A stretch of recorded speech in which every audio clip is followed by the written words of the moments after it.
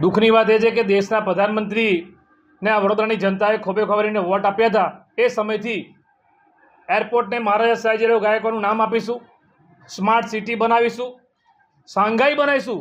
Shanghai, અરે વડોદરાને Shanghai તો ના બનાવ્યું, પણ વડોદરાની હાલત સાંધાવાળી કરી નાખી.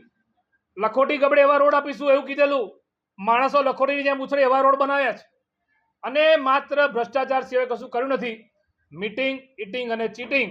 એટલે આ લોકોએ, તમે ગુજરાતની વાત કરો છો, હું તમને દેશની વાત કરું કે પાર્લામેન્ટમાં પણ વિરોધ પક્ષને બોલવા નહીં દેવાના, પ્રજા વિરોધી કૃત્ય કરવાનું. ગુજરાતમાં પણ જે બજેટ આ લોકોએ મંજૂર કર્યું, વડોદરામાં તમે જુઓ, એક સમય વચન આપેલું કે એમ્સ લાવીશું, એમ્સ વડોદરાને ના મળ્યું.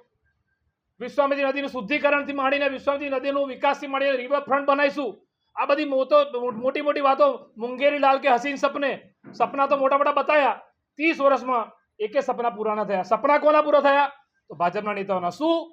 તો જેના સ્કૂટર સાયકલના ઠેકાના હતા, આજે કરોડોના બંગલા, કરોડોની પ્રોપર્ટી. કોના પૈસે દિવાળી ભાઈ? તમારી પાસે કશું નહોતું. મેં તમને અગાઉ કીધું, તપાસ કરો કે કોર્પોરેટર નતા બન્યા પહેલા શું પ્રોપર્ટી હતી, આજે શું પ્રોપર્ટી છે. આ લક્ઝરિયસ કાર કોના પૈસે? ત્યારે પ્રજાના પૈસે આ લોકો જે તાકાતના કરી રહ્યા છે. પ્રજા વિરોધી આ બીજેપીના જે નેતાઓ કોર્પોરેશનમાં બેઠા છે, એમની વિરુદ્ધમાં કોંગ્રેસ પાર્ટી ભૂતકાળમાં આંદોલન કરે છે અને આ દિવસમાં આંદોલન કરીને અમે એમને ઉજાગર કરીશું.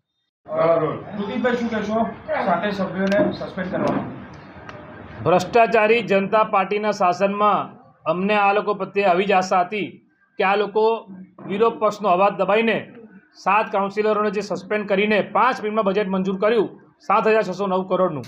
એ આ પ્રજા વિરોધી અને લોકશાહી વિરોધી કૃત્ય છે, જેને સખત શબ્દોમાં વખોડીએ છીએ.